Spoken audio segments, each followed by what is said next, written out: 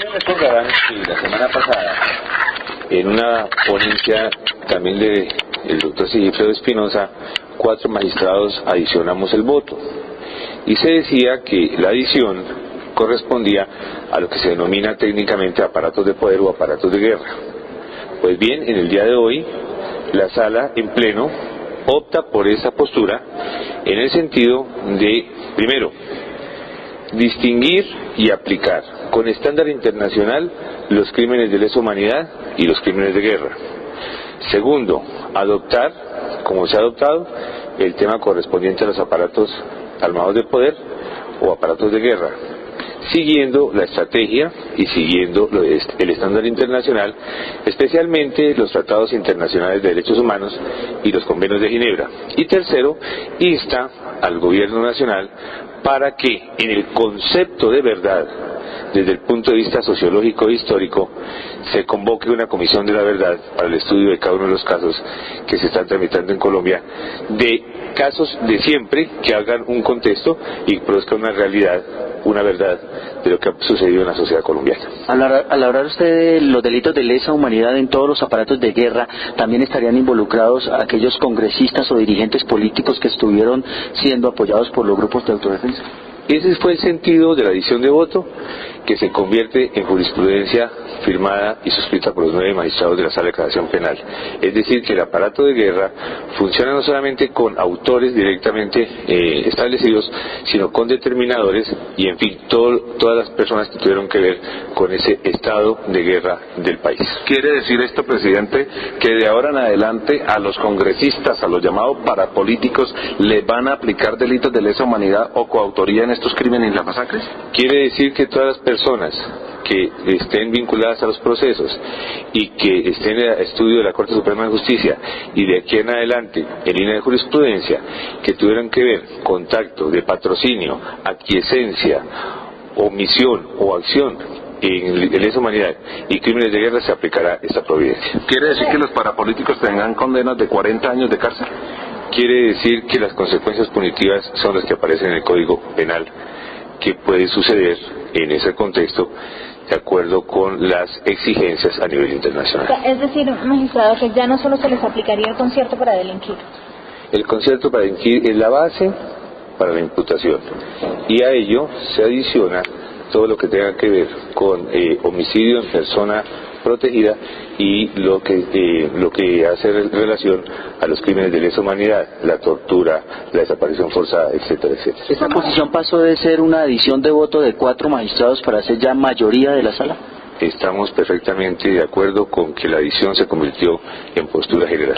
Pero esto, o sea, los que vienen siendo condenados, hablemoslo para hacerlo más práctico y más claro, presidente.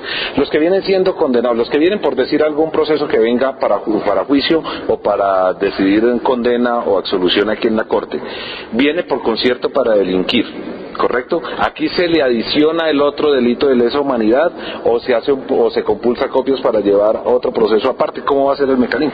El caso concreto no fue decidido, como usted lo está preguntando, pero es una línea de jurisprudencia que se inicia en este momento y que tiene que ver con todo lo que tenga relación con el aparato de guerra. Obviamente las personas ya condenadas, su condena quedará de la forma correspondiente y se mirará en su oportunidad que otras formulaciones específicas para esos casos son aplicables. ¿En este auto se contempla aplicarlo a unas personas determinadas?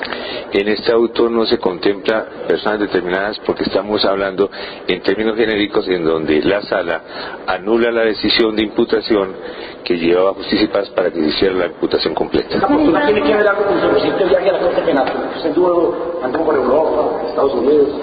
No, esta postura viene desde la época de la masacre de Machuca, pasa por la Gabarra, Tibú y otras de mayor entidad y termina con esta postura que tiene que ver, uno, con los crímenes de guerra y lesa humanidad, y 2, con la postura y apertura que da la Corte a una idea sobre la Comisión de la Verdad. Presidente, ¿se le va a aplicar esta jurisprudencia, esta posición jurídica de la Sala Penal a los llamados parapolíticos, a los representantes y a los senadores investigados por nexos con los paramilitares? A toda persona que se encuentre dentro del marco específico de lo que se considera aparato de guerra, es decir, la aquiescencia, la determinación, la connivencia, etcétera, etcétera.